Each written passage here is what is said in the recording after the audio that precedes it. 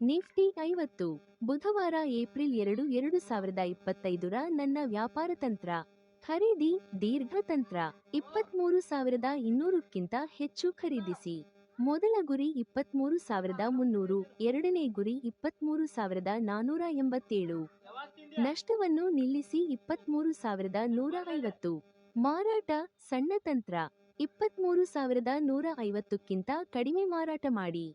ಮೊದಲನೇ ಗುರಿ 23,010, ಎರಡನೇ ಗುರಿ 22,940, ಮೂರನೇ ಗುರಿ 22,814.